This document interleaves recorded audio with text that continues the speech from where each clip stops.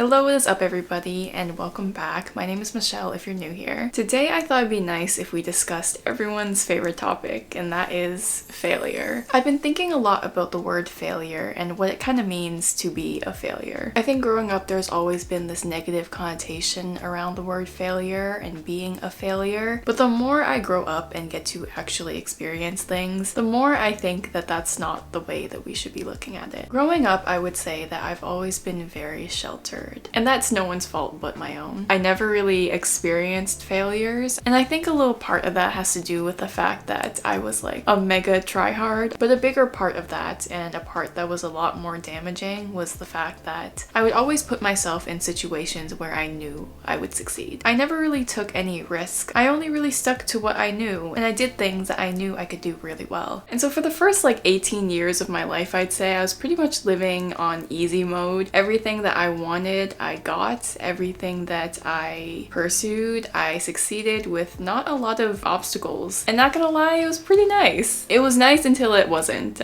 because that is not how life works. I remember when I was in 12th grade, I had just gotten my test back, and it was the first time in my life that I've ever gotten a 40 something on a test. And it was a class that I cared about too, so I was really just freaking out. And I remember after class, I ran straight to the principal's office. I went to the secretary. I was looking really distraught. I was like, I need to talk to the principal right now. Like right now. It's urgent, it's important, and I was like on the verge of tears. Long story short, this woman got me into the principal's office. I sit down and I talk to her, and I said to her, I was like, I need you to let me drop this course this semester and let me retake it the next semester because I just got a 40 something on my test and that is not gonna fly. And I remember her saying to me, she was like, it's pretty late in the semester. I don't think that this will be a good idea, and I don't think that we can do it. And then I started crying.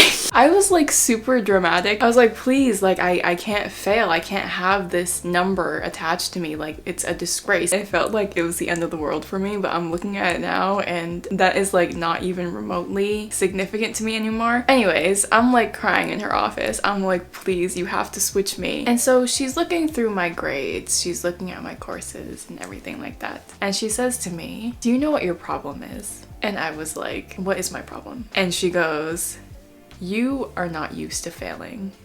You don't know how to fail. And at the time, I was just being a stubborn little teenage whatever. And I remember just like looking at her and I'm like, no shit. Obviously, I'm not used to failing. Like, I don't fail. Like, that's not a part of my brand. That's not a part of who I am. Everything that I do, I'm successful. I don't want to know how to fail. But obviously, I didn't say any of that. I was just like, yeah. Long story short, she let me drop the course and I took it again the next semester. I didn't really think much of that interaction for the next couple years until shit started really hitting the fan. I realized that yes, she was absolutely right. I did not know how to fail, and I didn't really understand what she was saying when she said that to me. I don't think that she meant you don't know how to be a failure. I think she meant you don't know how to fail and then bounce back from it. I didn't know how to deal with failure. I didn't know how to deal with rejection. And whenever I would face any of those things, it felt like the end of the world for me, and I just needed to like start over from scratch and pretend it never happened. And that really was the most entitled mindset that I could have growing up, to believe that everything that I do, I would just magically succeed with flying colors the first time, every single time. And I really didn't know how to bounce back from failure because I never had to bounce back from failure. My growth up until that point was very linear. Everything that I did would push me to the next step. Everything that I did, I would succeed and I would move on to the next thing. I've never really been knocked down to a point where I really had to struggle to pick myself back up. I never really learned how to do that. And so I kind of learned to stay on the safe side of things, on the safe side of life, essentially, because the alternative is I am faced with a situation where I don't really know how to get back up again. And in the cases that I can't just start over and forget about it, I don't know how I'd handle that. And so I live with this mindset of success will just magically come to me. Growing up into adulthood now, I realize how much that really affected my ability to sort of go after the things that I really knew I wanted but was too scared to fail at. I know a lot of you can relate because I get comments all the time talking about, I'm scared to fail,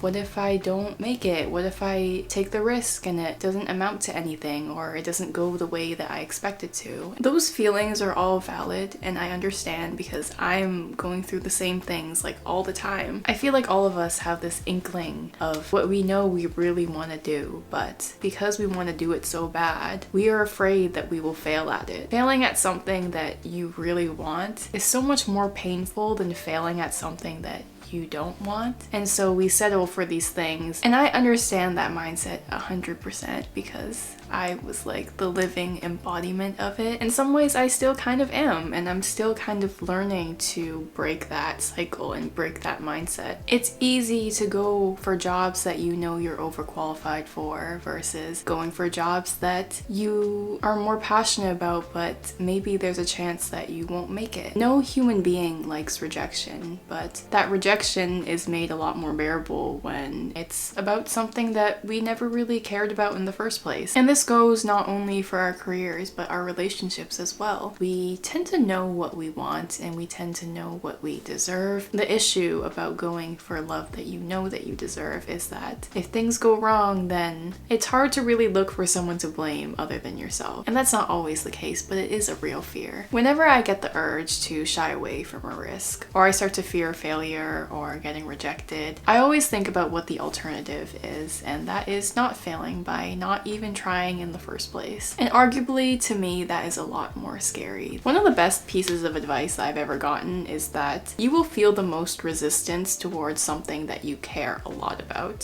Something along those lines. I don't know if it was exactly that, but in a way, failure is a guide, because it's true, the more we fear failure towards a certain goal or a certain anything, the more we really care about what that thing is. Failure and rejection sometimes is just the universe stepping in to give you guidance when you are too stubborn to listen. And when failure does arise, that doesn't always mean that that's not the right path for you, it doesn't mean that that's not meant for you. Maybe you just need to take a different approach, and that's okay too. There's no shame in that, but there is shame in not trying at all. These past couple years, I've faced more rejection and more failure than I've faced for the first like 20 years of my life. And every single time that I thought I was gonna die and that was the end of the world, it wasn't. I'm still here and I'm fine. Learning how to fail is not about failing and just being okay with the failure. Learning how to fail is failing and believing that you will have enough strength to pick yourself back up again, because you do. And you will. And trust me, one day you're gonna look back at the failure that you thought was the end of the world and you will laugh about it. You're gonna look back, you're gonna laugh, you and your friends will have a little kiki about the fact that life goes on. Nothing stops for anybody, and that is the beauty of life. I am a failure and I am proud, because that means that I at least tried to do something that I knew I wanted. And I wanted it so bad that I risked the failure and the embarrassment to get there, instead of shrinking myself down to these goals that I knew I would always succeed at, but I don't really want. It's so common for us in the beginning parts of our lives, when we have time and we have the option to pursue these goals, to question, what if we fail? But later on in life, when you don't really have the time, you don't really have the health to really pursue these dreams or goals anymore, that's when you start to wonder, what if I didn't fail? What if I actually succeeded in this thing that I really wanted and I never even tried? That question will always kind of linger. And unfortunately, by the time we get to asking these questions, it's already too late. And so how do you live with yourself always wondering that? That's a reality that young me never really wants to have to face. And so to anyone in the same boat of fearing failure and fearing rejection, all I can really say is don't look at it as your enemy. That's all I have for you today. Thank you so much for watching if you got this far. I hope you have a great day, and I will see you next time. Say it. I'm ugly and I'm proud. Louder! I'm ugly and I'm proud! I am ugly and I'm proud! I'm ugly and I'm proud! Is that what he calls it?